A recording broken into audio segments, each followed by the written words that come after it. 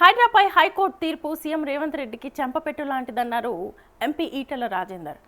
Hitler వారసుని అని చెప్పుకుంటున్న రేవంత్ రెడ్డికి హిట్లర్కు పట్టిన గతే పడుతుందని అన్నారు. కోర్టు తీర్పును వెంటనే అమలు చేయాలని డిమాండ్ చేశారు. అధికారులు బాసుల ఇష్ట ప్రకారం కాకుండా చట్ట ప్రకారం పనిచేయండి అన్నారు. హైడ్రా రియల్ ఎస్టేట్ రంగాన్ని కుదేలు చేస్తుందని ఎంపీ ఈటెల రాజేందర్ ఆవేదన వ్యక్తం చేశారు. అనేక సంవత్సరాలుగా చట్టాన్ని చుట్టంగా మార్చుకొని ప్రభుత్వపరమైన భూముల్ని ఆక్రమించుకున్నటువంటి రియల్ ఎస్టేట్ మాఫియా లేదా పెద్దల అండదండలతో ఎవరైతే ఈ భూములు కబ్జా పెట్టిందో అలాంటి భూములన్నీ కూడా పేదల పరమైతే ప్రభుత్వపరమైందని చెప్పి భావించడం హైడ్రా వచ్చినాడు. హైడ్రా చెరువులను కాపాడుతుందని, హైడ్రా నాలని కాపాడుతుందని, హైడ్రా పేదవాళ్ళకు అండగా ఉంటుందని చెప్పి భావించడం. కానీ అతి తక్కువ కాలంలోనే హైడ్రా చెరువులలో కట్టుకున్న పెద్దల జోలికి పోలేదు, హైడ్రా భూ మాఫియా జోలికి పోలేదు.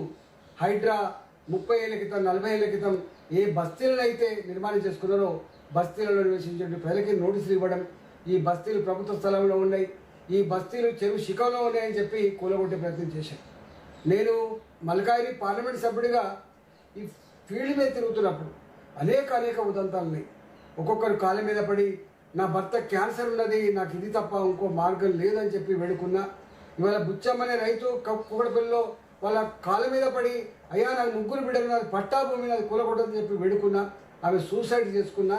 జొన్నబండ లాంటి ఒడ్డెర కాలనీలలో 3 తరాలుగా ఉంటున్నాం మేము ఇక్కడ, ఇప్పుడు వచ్చి మేము మా ఇల్లు కూలగొడుతున్నామని చెప్పి వాళ్ళు కన్నీళ్ళు కార్చినా కూడా కనికరించలే హైడ్రా.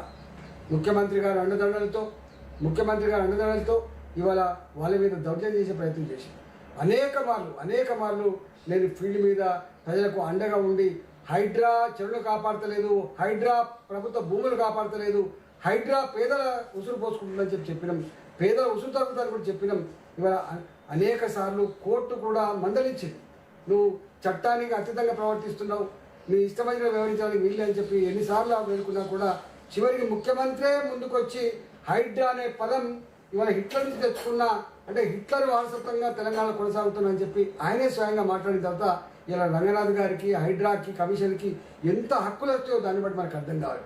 అంటే రెవెన్యూ డిపార్ట్మెంట్ కంటే, పోలీస్ డిపార్ట్మెంట్ కంటే, మున్సిపల్ అడ్మినిస్ట్రేషన్ డిపార్ట్మెంట్ కంటే ఒక్క మాటలో చెప్పాలంటే ముఖ్యమంత్రి తర్వాత మళ్ళీ ముఖ్యమంత్రి అంత అధికారం ఉన్నట్టుగా నాకు ఎవరికి చెప్పాల్సి అక్కర్లేదు, ఎవరి మాట వినాల్సి అక్కర్లేదు, కోర్టును పట్టించుకోవాల్సి అక్కర్లేదు అనే పద్ధతిలో కూడా వారు వివరించిన తీరు అత్యంత జుగుప్సాకరంగా ఉంది.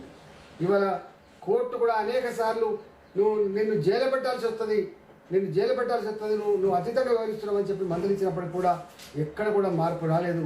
ఇవాళ 63 సార్లు కోర్టు ధిక్కరకు పాల్పడినట్టుగా ఇలా మాట్లాడి రంగనాథ్ను వెంటనే తొలగించమని చెప్పి సిఎస్కి ఇవాళ కోర్టు ఆదేశించిన స్థాయికి వచ్చిందంటే ఇలా రంగనాథ్ కాదు, ఇక్కడ ప్రభుత్వానికి ఒక చెంపపెట్టులాగా ఉందని చెప్పి భావిస్తూ ఉన్నా.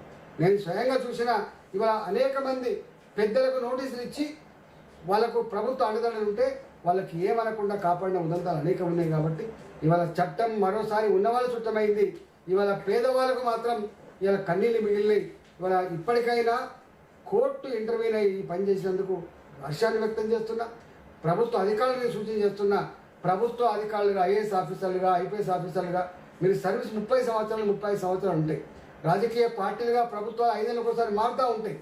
కానీ మీరు ఇష్టానికి లోబడి కాకుండా చట్టాల లోబడి పనిచేసే ప్రయత్నం చేయాలి తప్ప బాసుల ఆదేశాలని చూస్తే తప్పకుండా పాటించి కటకటాలు పాలైనటువంటి అనేక ఉదంతాలు ఉన్నాయి. కాబట్టి ఇప్పటికైనా బాసులు ఆదేశించగానే వందల సంఖ్యలో బుల్డోజర్లు పోవడం, వందల సంఖ్యలో ఈ సిమెంట్ కాంక్రీట్ వెహికల్ పోవడం, వందల సంఖ్యలో పోలీసులు పెట్టి ప్రజల మీద దౌర్జన్యం ప్రయత్నం చేయొద్దని చెప్పి నేను డిమాండ్ చేస్తూ ఉన్నా.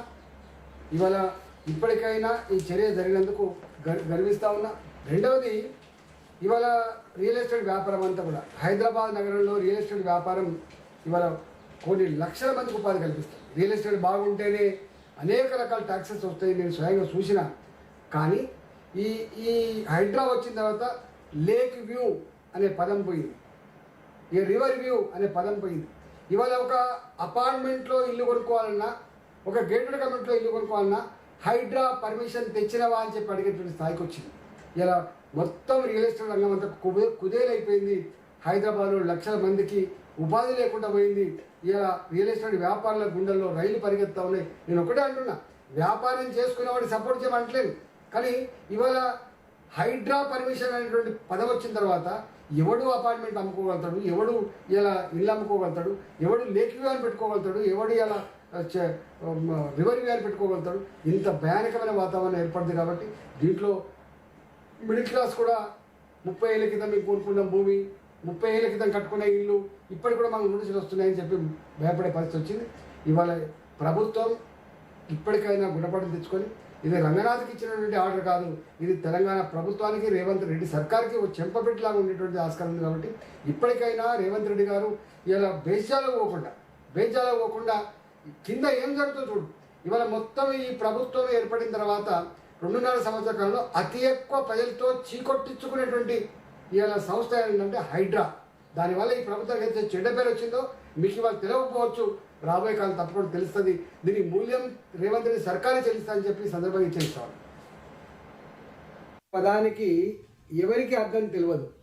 స్వయంగా ముఖ్యమంత్రి గారే అహంకారం ఎక్కువైపోయిన తర్వాత హైడ్రా అనే పేరు హిట్లర్ రాజ్యంలో ఒక కోర్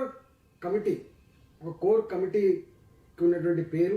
ఆ కోర్ కమిటీ ఎవరినైనా జైలు పెట్టచ్చు, ఎవరినైనా చంపచ్చు, ఎవరి మీదైనా దౌర్జన్యం చేయొచ్చు. అంటే ఒక మాట చెప్పాలంటే దానికి హక్కులతో సంబంధం లేదు. హిట్లర్ కొన్ని వేల మందిని గ్యాస్ పైపులలో పంపించేటువంటి ఒక గట్లాంటి సంస్థ ఇది. ఆ సంస్థని ఈయన ఇన్స్పిరేషన్ తీసుకొని, ఈయన ఆదర్శంగా తీసుకొని ఇలా పెట్టినా అని చెప్పి తనే చెప్తున్నాడు, మనం చెప్పట్లేదు. హైడ్రా అనేటువంటి పదం ఎక్కడి నుంచి వచ్చిందో అని చెప్పి చాలామంది అనుకున్నారు. కానీ హైడ్రా హిట్లర్ రాజ్యంలో ఇంత దుర్మార్గాలకు ఒడిగట్టిన సంస్థ అని చెప్పి మాత్రం ఎవరికి తెలియదు. ఇవాళ అదే పని ఈ రాష్ట్రంలో చేసింది. దాన్ని తప్పకుండా హిట్లర్కి ఏ గతి పట్టిందో ఇలా ఈ సర్కారు కూడా గదే గతి పడుతుందని చెప్పి తెలంగాణ ప్రజానికం శాపనాదాలు పెట్టిండ్రు.